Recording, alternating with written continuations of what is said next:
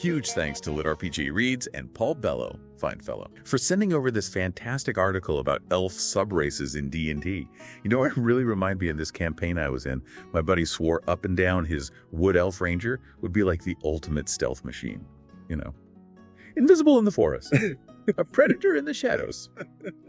Except, he forgot one tiny detail. His backstory involved him growing up in bustling port city, meaning he had zero experience with actual wilderness survival. So the first time we asked him to track something in the forest, he basically tripped over a root and alerted every goblin in a 5-mile radius. Yeah, it was a disaster. Needless to say, we learned a valuable lesson that day. Mechanics are important, but a well-rounded character needs a solid backstory and role-playing to truly shine. It's funny how that happens, right? You have this awesome idea in your head, then reality hits and it doesn't quite work out as planned. The article we're diving into today, D&D Elf Guide, Choose Your Elvish Subraces Right, really breaks down the strengths and weaknesses of each elf subrace, not just in terms of their abilities, but also in how those abilities can be applied in different scenarios. Exactly. It's like a blueprint for building an elf that's not only mechanically sound, but also fits seamlessly into your campaign world and playstyle. Plus, the article covers some really intriguing options. Wood Elves, High Elves, Dark Elves, and a new addition that I'm personally excited about, Jungle Elves. But before we jump into the specifics of each subrace, let's talk about the foundation. What makes an elf? Well, An elf. all right, the core traits: longevity, living for centuries, accumulating a wealth of knowledge and experience, grace, often reflected in higher dexterity, agile and nimble, natural affinity for magic, spellcasting, resistance to magical effects, and of course their keen senses, and fey ancestry, giving them a connection to the mystical and otherworldly. Feels like a starter pack of awesome. Who wouldn't want to live for centuries, have natural elegance, and be resistant to magic? But beyond the cool factor, these traits have some serious implications for gameplay. Oh, absolutely. That longevity. Imagine the long-term plans and schemes your character could cook up, playing the long game in ways other races can only dream of. And that fey ancestry opens up all sorts of interesting role-playing possibilities, especially when dealing with other fey creatures or navigating magical realms. Okay, so let's get down to the nitty-gritty. First up, Wood Elves. These guys are the classic guardians of the forest, often portrayed as being so in tune with nature, they practically blend into the foliage. The article dives deep into their connection to the wild, emphasizing their elusiveness and skill at living off the land. And all of that translates into some very pertinent abilities in D&D. Fleet of foot gives them incredible speed, allows them to cover ground quickly and outmaneuver opponents. Mask of the Wild lets them literally vanish into their surroundings, becoming nearly impossible to detect in natural environments. And their keen senses make them incredibly aware of their surroundings, picking up on the slightest sounds or movements. It's like they're the ultimate woodland ninjas. But how do those abilities translate to actual gameplay scenarios? Well, let's say your party is infiltrating an enemy encampment, hidden deep within a forest. A wood elf, utilizing Mask of the Wild, could scout ahead, effortlessly slipping past guards and gathering intel without raising any alarms. Or imagine a tense chase scene through dense undergrowth. A wood elf, with their fleet of foot, could easily outrun pursuers, leading them on a merry chase through the tangled wilderness. Okay, I'm starting to see why Wood Elves have earned their reputation as skilled rangers and scouts. But what about those who prefer a more refined, scholarly approach to adventure? Enter the High Elves. Ah, yes, the High Elves. The masters of arcane knowledge and tradition, hailing from ancient lineages and steeped in magical lore. The article describes their societies as valuing intellect, artistry, the pursuit of knowledge above all else. Hey, you know, one of the things that stood out to me is their starting bonus. An extra language and a cantrip. It's like they come pre-packaged with a head start in both knowledge and magical prowess. It really speaks to their deep connection to magic and learning. Their entire culture is geared towards studying and mastering the arcane arts. You can see this reflected in their weapon proficiencies as well. They're skilled with both longbows and longswords, indicating a balance of range precision and martial ability. It's giving me scholarly warrior vibes. But let's not forget about the role-playing potential here. Imagine a high elf diplomat, fluent in multiple languages, navigating complex political situations with grace and intelligence. They could be the voice of reason in a party of hotheads, using their knowledge and charisma to diffuse conflicts and forge alliances. Or they could be a cunning mastermind, manipulating events from behind the scenes. The possibilities are vast, and that's what makes exploring these subraces so fascinating. Each one offers a unique lens through which to view the world of D&D and create a character that truly embodies those traits. High Elves definitely bring a touch of class and sophistication to any campaign. But now we're venturing into some truly intriguing territory. The Dark Elves, or Drow. These are the enigmatic denizens of the Underdark, a realm shrouded in shadow and danger. Yeah, the article paints a vivid picture of Drow society, a complex web of intrigue, power struggles, a constant dance with darkness, their matriarchal hierarchies, often morally ambiguous nature, make them a fascinating choice for players who enjoy exploring those shades of gray. And let's be real, they're just plain cool. They literally see in the dark with superior dark vision, making them formidable in the subterranean depths of the Underdark. Of course, that advantage comes with a trade-off. Sunlight sensitivity. Imagine the drama of a drow venturing into the surface world, constantly battling the glare of the sun. It definitely creates a unique set of challenges and opportunities for role-playing. Imagine a drow exile, forced to adapt to the unfamiliar surface world, constantly seeking shade and relying on cunning to survive in a world that literally hurts to look at. And their innate spells like fairy fire and darkness add another layer of intrigue. Darkness in particular can be a game changer in combat, creating pockets of impenetrable gloom that can disorient enemies and give Dry tactical advantage. Right, imagine a drow rogue using darkness to cloak their movements, flipping past guards, setting up devastating ambushes. Or a drow spellcaster, conjuring shadows to conceal their allies while unleashing devastating spells from the darkness. It's giving me shadowy cloak and dagger vibes. Speaking of exciting new possibilities, we can't forget about the Jungle Elves. The article describes them as the guardians of these vibrant tropical jungles, deeply connected to nature, but in a wilder, more primal way than their Wood Elf counterparts. They really embody the untamed spirit of the jungle, adept at navigating its dense canopies and harnessing the power of its flora and fauna. Camouflage makes them masters of stealth, blending seamlessly into the lush foliage. Enhanced climbing allows them to scale towering trees with ease, turning the vertical landscape into their playground. And then there's floral symbiosis, suggesting a deep, almost mystical connection to plant life. The article hints at the possibility of jungle elves drawing sustenance, or even magical benefits for the surrounding vegetation. It opens up fascinating avenues for role-playing and character development. Imagine a jungle elf druid, communing with the spirits of ancient trees, drawing power from vibrant orchids, and commanding vines to entangle their foes. Or a jungle elf ranger, wielding poisons derived from exotic plants, their arrows tipped with potent toxins that paralyze their prey. Okay, I'm sold. Jungle elves sound incredible. So we've got Wood Elves, High Elves, Dark Elves, and Jungle Elves, each offering a distinct flavor and playstyle. But how do we choose? What advice would you give to someone trying to decide which subrace best suits them? Well, it ultimately comes down to personal preference and how well the subrace aligns with your vision for the character you want to create. Ask yourself, what kind of story do you want to tell? What role do you envision your character playing in the party and the campaign world? Right. It's not just about mechanics. It's about finding a subrace that resonates with your playstyle and sparks your imagination. If you're drawn to the idea of being a stealthy, cunning rogue who thrives in the shadows, then Wood Elves or Dark Elves might be a good fit.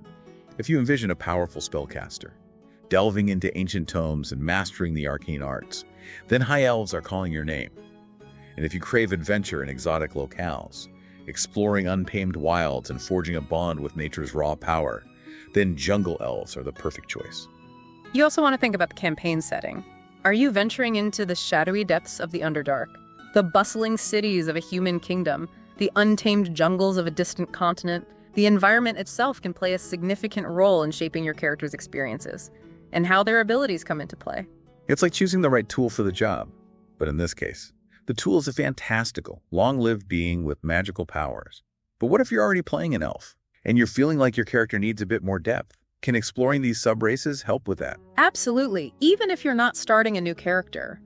Diving deeper into your chosen subrace can add a whole new layer of richness to your role-playing. Think about it. Your character's history, their cultural background, their beliefs and values. All of these can be informed by their elven heritage. So it's like leveling up your backstory.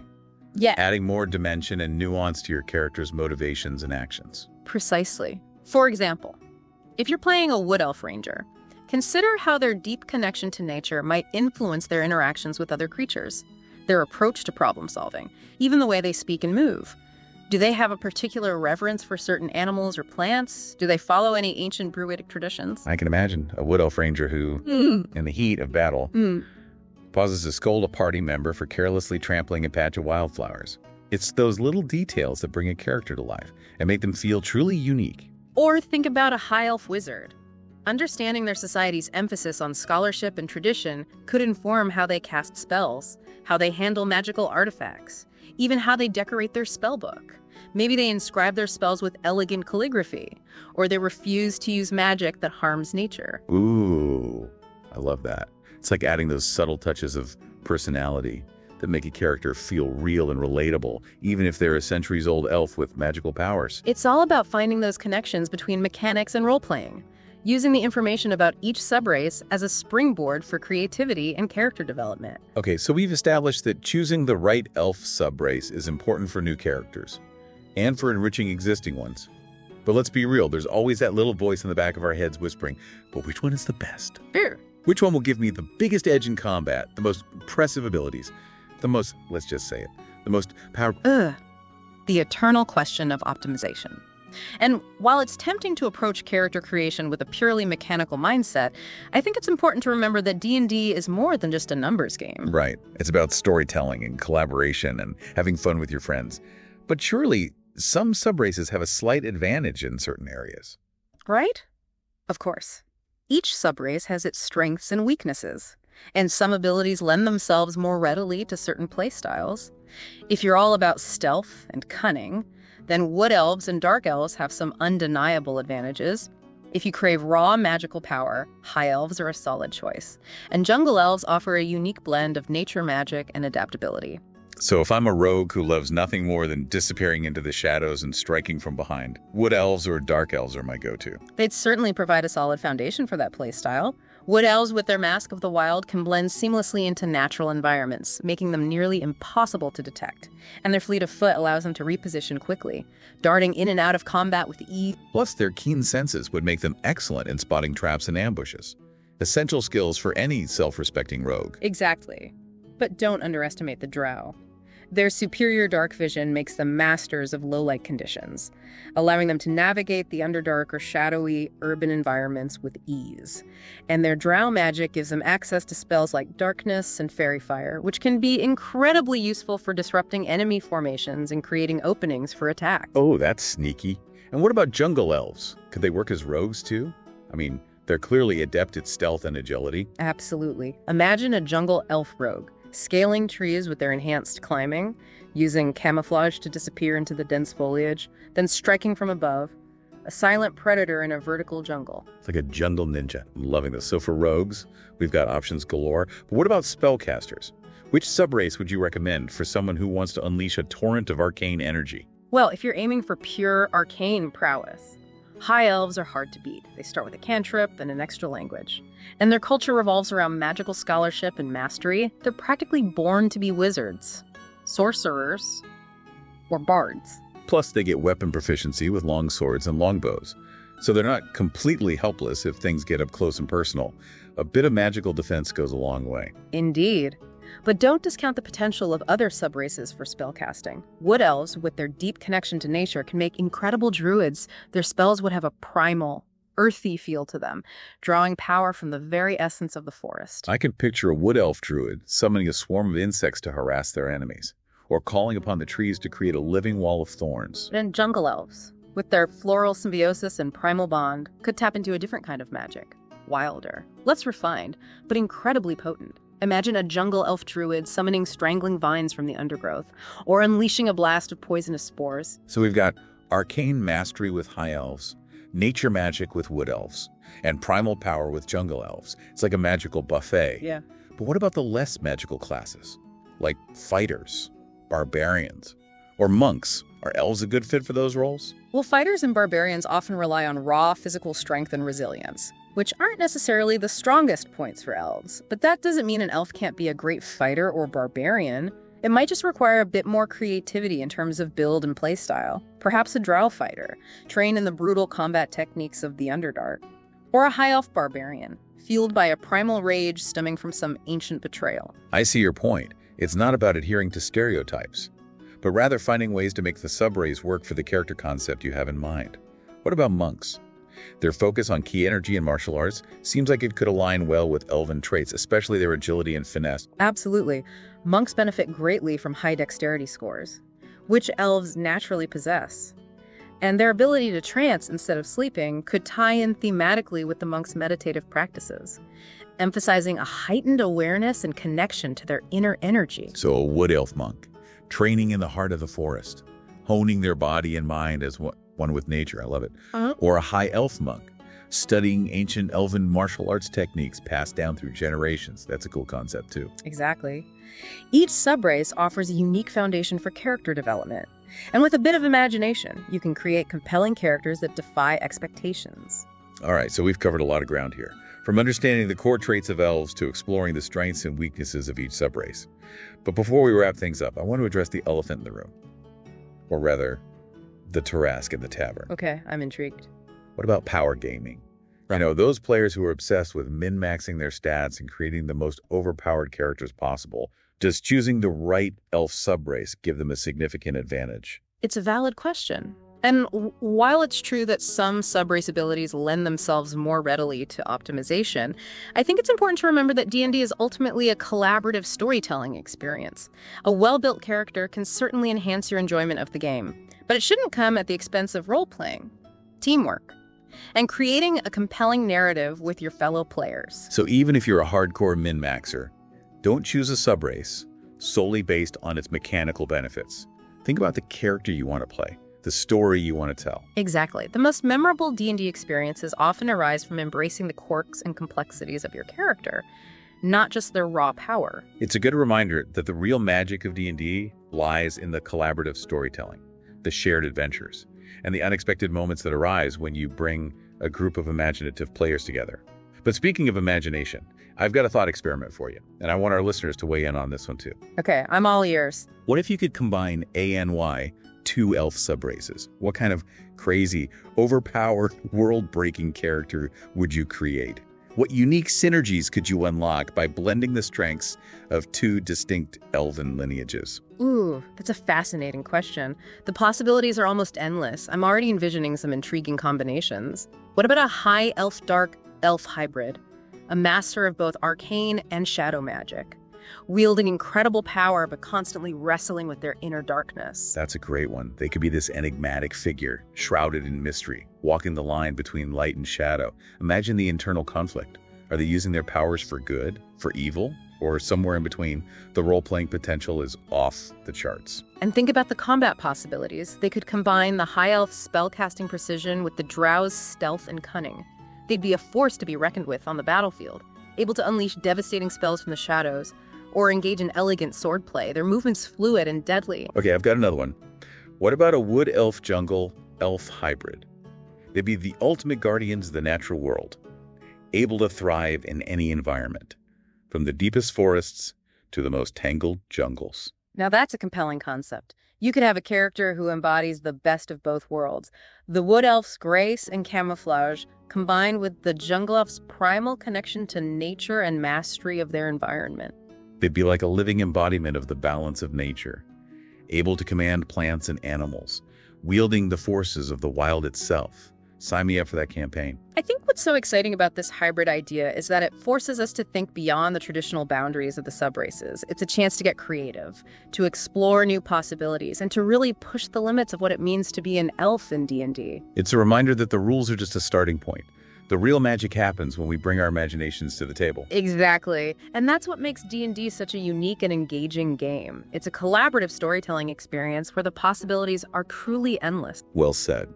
And speaking of endless possibilities, a huge thank you to Paul Bello, fine fellow, for inspiring his incredible deep dive into the world of elf subraces. Yes, thank you, Paul. We've covered so much ground today, exploring the history, the culture, and the incredible diversity of elves in D&D. If you've enjoyed this deep dive and you're ready to unleash your own elven hybrid creations, head over to the episode page and let us know in the comments what subrace combinations you'd create. We can't wait to see what you come up with. And be sure to check out LitRPG Reads for more awesome articles like the one that inspired this episode. Until next time, may your dice rolls be ever in your favor.